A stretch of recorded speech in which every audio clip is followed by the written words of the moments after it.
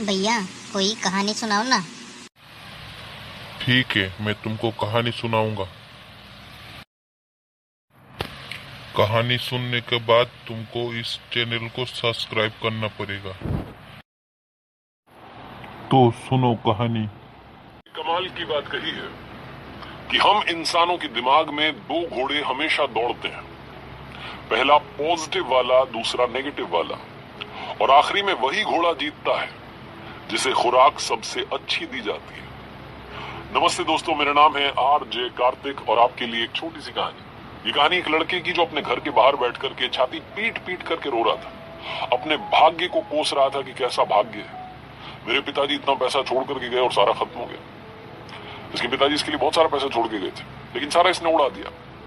एक विद्वान वहां से निकल रहे थे, उन्होंने देखा कि लड़का छाती पीट के रो रहा है, भाग्य को कोस रहा है, लक को कोस रहा है। तो इसके पास गए और जाकर के बोले कि जो तुम छाती पीट रहे हो ना, ये जो तुम भाग्य को कोस रहे हो, इसी बात से वो नाराज होकर के तुमसे दूर चला गया।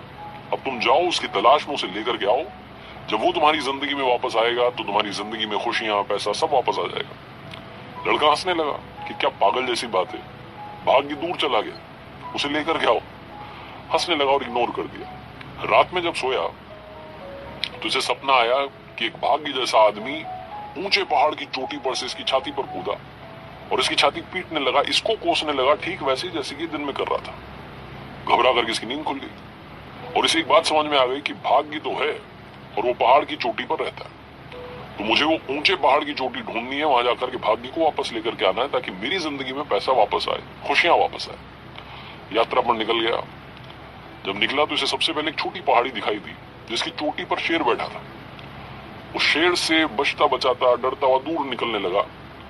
तो शेर ने इसको आवाज देकर के बुलाया कि इधर आओ, मैं तुम्हारा शिकार नहीं करूंगा, मैं बीमार हूं, बहुत सालों से हिलडुल नहीं सकता और परेशान हूं, जा कहां रहे हो?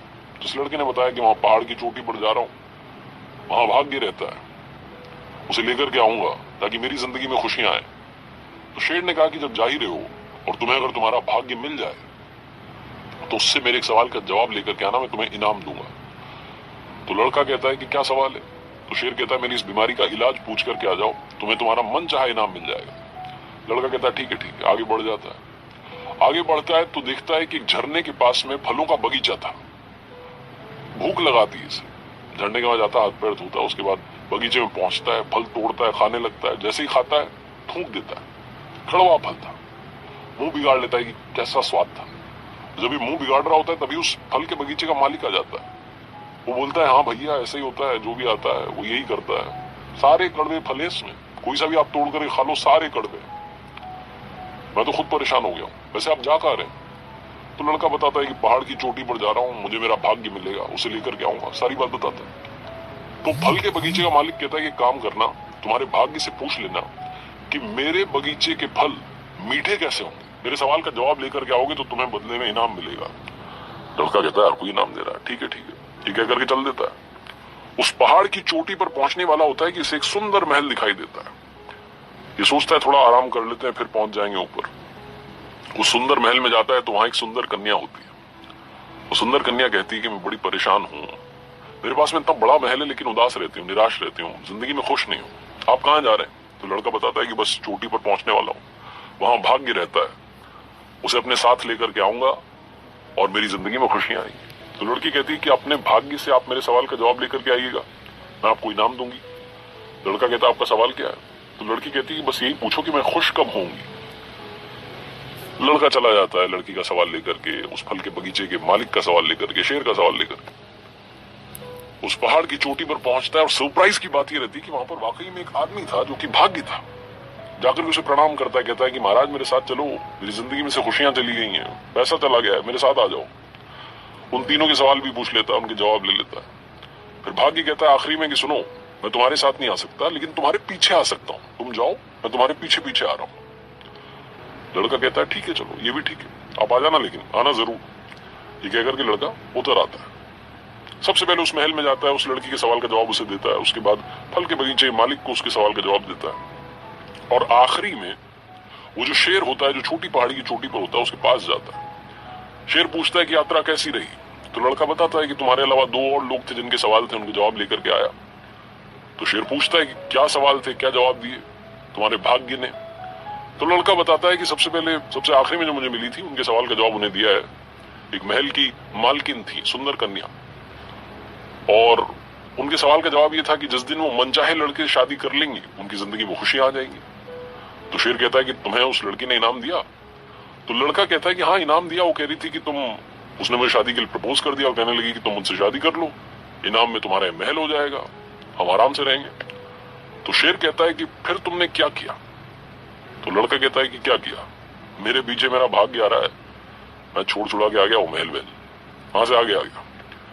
शेर कहता है फिर कौन मिला, क्या रहा सवाल का जवाब?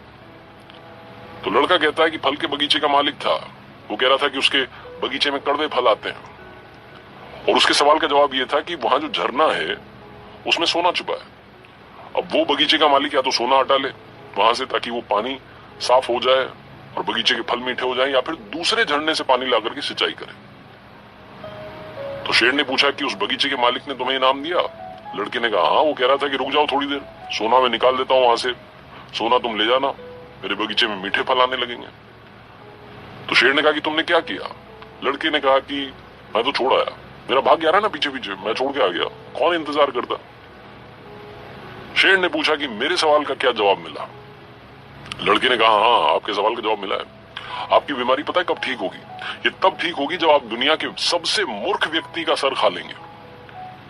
शेर ने आओ देखा न ताओ, पंजा मारा और इस लड़के की खोपड़ी फाड़ दी। इसे खाते खाते बोला कि बेटा तुझसे मूर्ख कहां मिलेगा। छोटी सी कहानी, मजेदार कहानी हमें सिखाती है कि हम में से बहुत सारे लोग इस बात का इंतजार कर रहे हैं कि भाग्य मेरे पीछे पीछे आ रहा होगा, लक मुझे फॉलो कर रहा होगा और सब ठीक हो जाएगा। भरोसे बैठे हैं किसी और के, ये जो किसी और के भरोसे आप बैठे हैं कि हो जाएगा हो जाएगा, भाग्य के भरोसे बैठेंगे तो कुछ नहीं होने वाला। ये जो जीवन की यात्रा है, इसमें आपके सारे सवालों के जवाब आपके सामने हैं, आपको मिल रहे हैं, लेकिन आप उन्हें इग्नोर करके चलते चले जा रहे हैं, और ऐसा करते रहेंगे तो कुछ नहीं होने वाला।